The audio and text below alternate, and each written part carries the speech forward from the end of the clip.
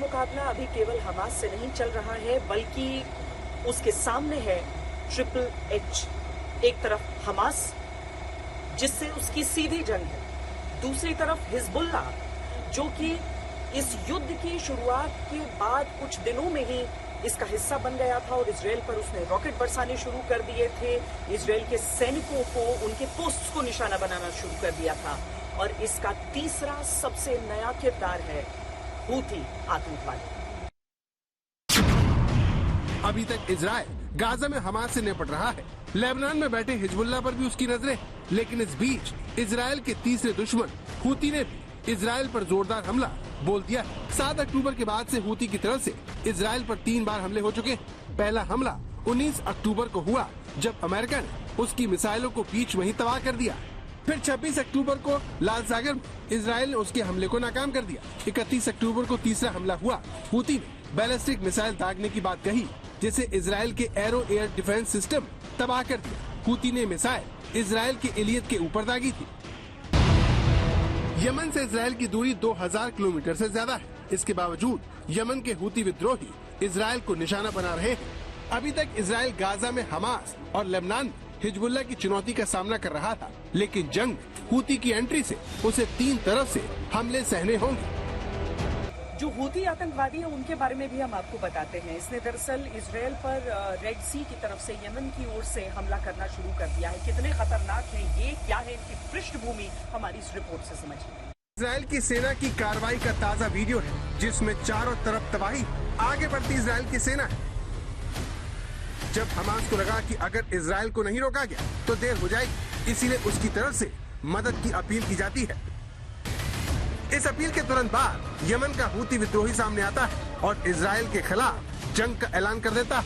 Houthi जंग में सिर्फ एंट्री नहीं देता, वो अपनी तैयारियों का वीडियो भी जारी करता है। इजराइल के झंडे पर बम गिराकर अपने इरादे जताता है। अब यहाँ 2 सवाल है। पहला, हूथी विद्रोही इजराइल के खिलाफ जंग में किसके इशारे पर कूदे, और दूसरा, हूथी विद्रोही इजराइल को कितना मुश्किल में डाल पाएंगे। हूथी के संक्षेप में परिचय यह है कि हूथियों का उदय 1980 के दशक में यमन में हुआ। ये यमन के उत्तरी क्षेत्र में शिया मुस्लिमों का सबसे बड़ा आदिवासी संगठन है। हूथी उत्तरी यमन में सुन्नी इस्लाम की सलाफी विचारधारा के विस्तार के विरोध में है। साल 2011 से पहले जब यमन में सुन्नी नेता अब्दुल्ला सालेह की सरकार थी, तब शियाओं के दमन की कई घटनाएं हुई। ऐसे में शियाओं में सुन्नी समुदाय के तानाशाह नेता के खिलाफ गुस्सा भड़क उठा। 2000 के दशक में विद्रोही सेना बनाने के बाद हूथियों ने 2004 से 2010 तक अब्दुल्ला सालेह की सेना से 6 बार युद्ध किया और राजधानी सना पर कब्जा कर लिया। हूथी विद्रोहियों के पास 1,80,000 से लेकर 2 लाख लोगों वाली सेना है। सेना के ये जवान टैंक चलाने, एंटी टैंक गाइडेड मिसाइल चलाने, लंबी दूरी की बैलिस्टिक मिसाइल चलाने से लेकर तकनीकी वाहन तक को चलाने में सक्षम है। लेकिन उसकी सबसे बड़ी ताकत ईरान है, जो उसे हर तरह से मदद करता है। ईरान शिया बहुल देश है और हूथी मुस्लिम भी इसी समुदाय से आते हैं। मध्य पूर्व में शिया बहुल देशों ईरान, इराक और लेबनान है। इसके अलावा यमन में सबसे ज्यादा शिया आबादी है। ईरान ने सऊदी अरब से लड़ाई में इन सभी जगह अपने समर्थक संगठनों का जाल बिछाकर फायदा उठाया, जो उसके लिए अब इजराइल से भी लड़ने को तैयार है। 7 अक्टूबर के बाद इजराइल के गाजा पर हमले के विरोध हूथी में जोरदार विरोध देखने को मिले थे। हूथी विद्रोही यहीं तक नहीं रुके और उन्होंने इजराइल पर एक के बाद एक 3 हमले किए।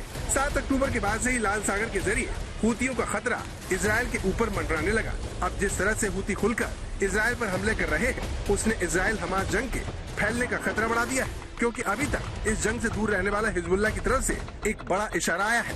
हिजबुल्लाह की तरफ से जारी इस वीडियो के जरिए शुक्रवार को बड़े ऐलान का संदेश दिया गया। अब सवाल ये है कि क्या हिजबुल्लाह ने भी हूथी की तरह इजराइल के खिलाफ हमास का साथ देने का फैसला कर लिया है?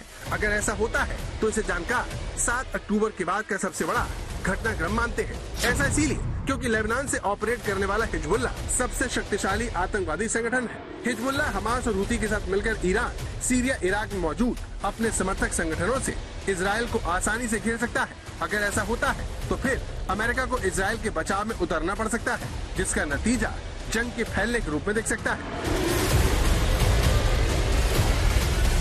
हिजबुल्लाह के बाद 20,000 से ज्यादा आतंकवादी बताए जाते हैं, जो आधुनिक और खतरनाक हथियारों से लैस है। इसके अलावा करीब 30,000 आतंकी उसके रिजर्व में हैं, जो हमेशा तैयार रहते हैं। सबसे बड़ी बात, लेबनान की सरकार का उस पर कोई कंट्रोल नहीं है, बल्कि वो उससे हमेशा खौफजदा रहती है।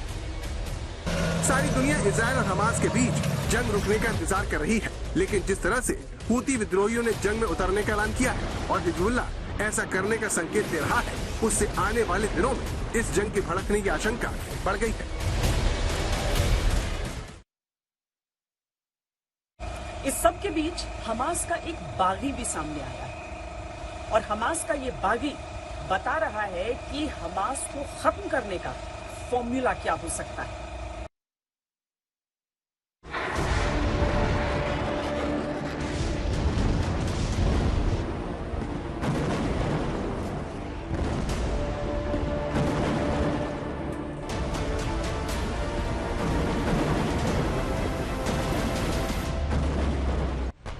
आसमान और जमीन से गाजा पर इजराइल तबाही मचाने वाले हमले कर रहा है। हमास के लड़ाकों और कमांडरों का खात्मा करने के लिए उसने बीती रात शरणार्थी कैंपों पर भी भीषण बमबारी की। जबालिया, नुसरत, शाती ये तीनों रिफ्यूजी कैंप थे जहां लोग घर तबाह होने पर सिर छुपाने पहुंचे थे, लेकिन इजराइल ने बीती रात यहां विनाशकारी बमबारी की।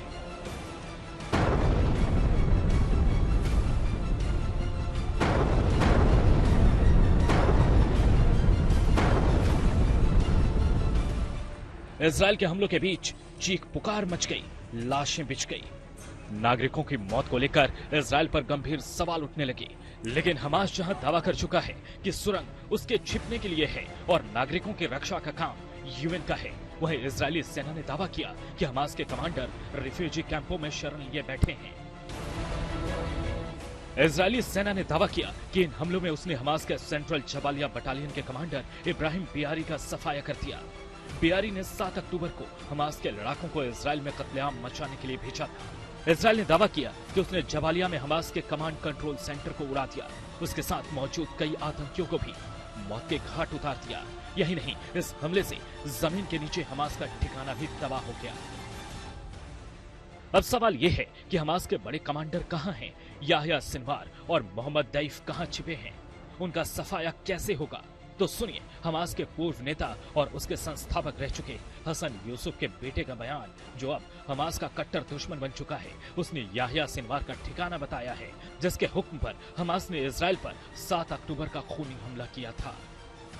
कुछ दिन पहले ही इजरायली सेना ने दावा किया कि गाजा के सबसे बड़े अस्पताल अल शिफा के नीचे हमास का कमांड और कंट्रोल सेंटर है। उसने उसके आसपास बमबारी भी की थी।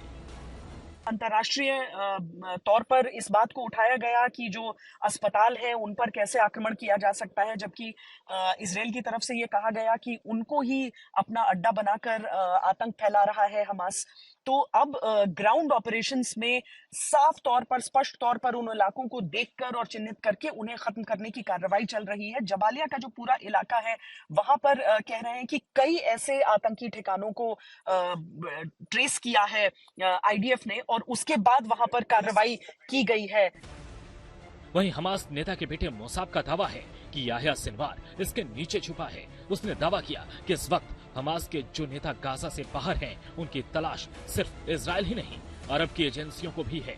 हमास का ये भेदी मोसाब हसन यूसुफ इस वक्त अमेरिका में है, लेकिन वो इजराइल की घरेलू खुफिया एजेंसी शिन बेट के लिए काम कर चुका है। लिहाजा उसे हमास और इजरायली सेना दोनों के बारे में सब कुछ पता है। उसने गाजा के सुरंगों को लेकर बड़ा खुलासा किया है। मोसाब ने बताया कि गाजा में 2 तरह के सुरंग है। एक आक्रामक जो इजरायली सीमा के पास है, जहां हमास के लड़ाके इजरायली हमले का जवाब देने के लिए तैनात रहते हैं। दूसरी सुरंग रक्षात्मक है, जो गाजा के भारी आबादी वाले इलाके के नीचे है। इनमें ऑपरेशन करना इजराइल के लिए बेहद मुश्किल होगा, लेकिन इजराइल के पास इनसे निपटने की पूरी तकनीक है। इजरायली सेना जानती है कि हमास को उसकी सुरंग से निकालने में वक्त लगेगा और ये लड़ाई लंबी चलेगी। यही वजह है कि ग्राउंड ऑपरेशन की कमान संभाल रहे इजरायली कमांडर ने अपनी फौज का हौसला बढ़ाने वाला संदेश जारी किया। इस बीच हमास की खुराफात भी जारी है। उसने कल रात भी तेल अवीव पर रॉकेट से हमला किया। सायरन बज उठे और आयरन डोम एक्टिव हो गया। उसने हमास के रॉकेट तबाह कर दिए, लेकिन यह साफ है कि इजराइल से जंग में हमास इतनी जल्दी हार मानने वाला नहीं है। तेल अवीव में श्वेता सिंह के साथ आज तक ब्यूरो।